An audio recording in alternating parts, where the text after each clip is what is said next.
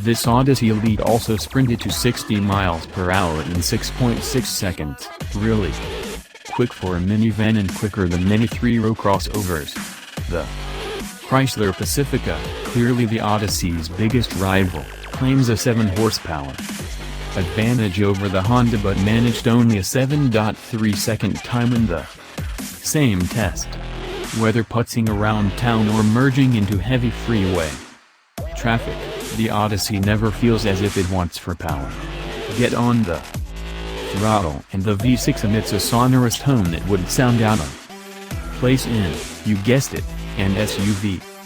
Larger bumps transmit into the cabin more harshly than in the Pacifica, likely due to our test vehicle's 19-inch wheels and low-profile tires. Otherwise, the Odyssey's ride quality is agreeable. It balances composed cruising with competent cornering, which isn't reflected in the unimpressive 0.75-gram skid pad result.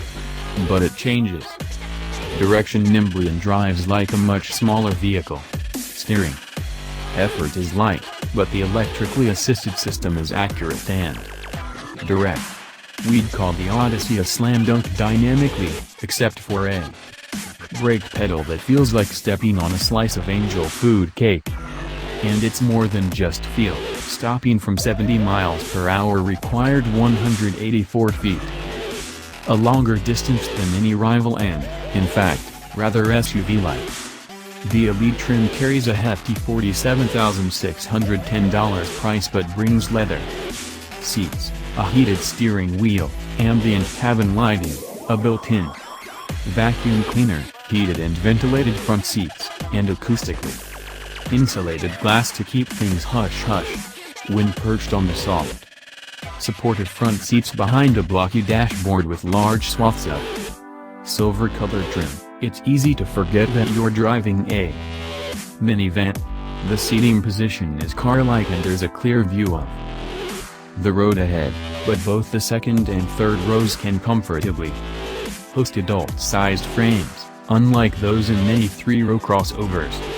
The most minivan-like features the second row strict Magic Slide seats that can be reconfigured in a number of ways.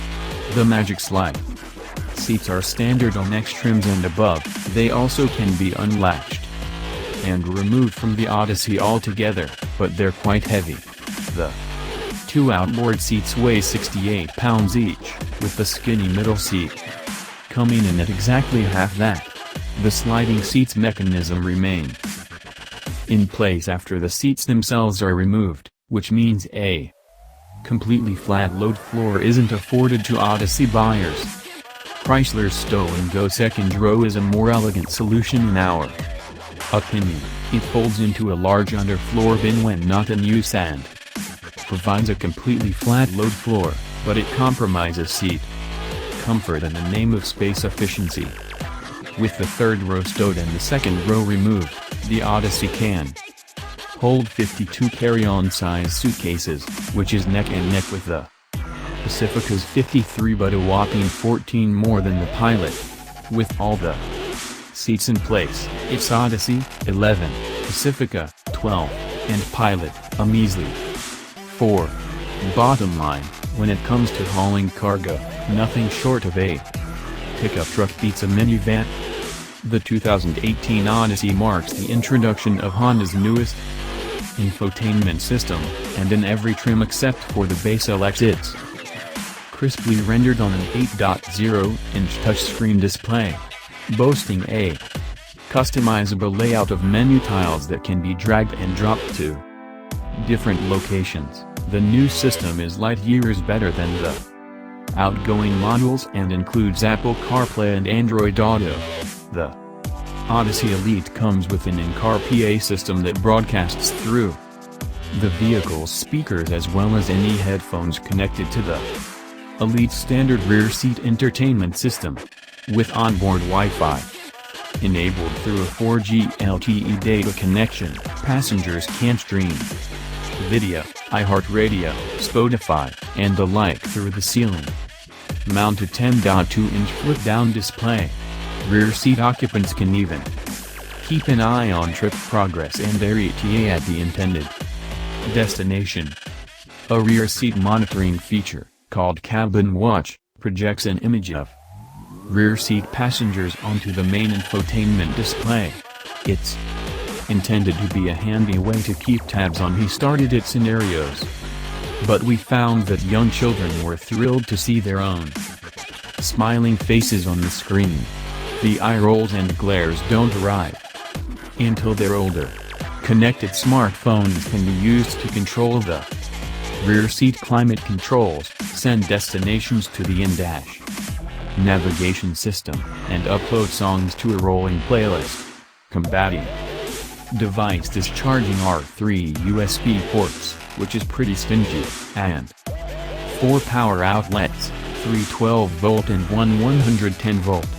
Those relegated to the third row get their own headphone jacks for the entertainment system, too. Honda's package of active safety measures includes automated emergency braking, adaptive cruise control, blind spot monitoring, and lane keeping assist. Impressively, the bundle of radar and camera-based technologies is standard on the $34,800 Odyssey X and above. Touring and Elite models also get parking sensors in the front and rear.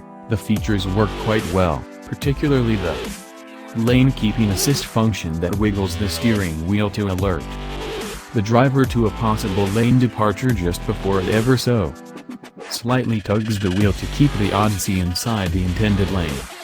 Many systems of this nature employ a far less subtle action that has us searching for the off button only a few minutes into our test drives.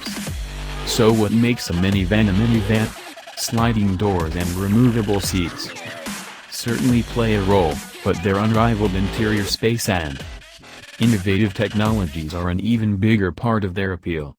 The all-new Odyssey is Honda's playground for its latest and greatest ideas, and it still serves up exactly what families need. This top-spec Elite trim does one better, adding all of the things we want, plus a few surprises. The evolution of the crossover hasn't rendered the minivan unnecessary yet, and with the Odyssey, Honda has a 3-row vehicle with a lot more real-world utility than most SUVs, including its own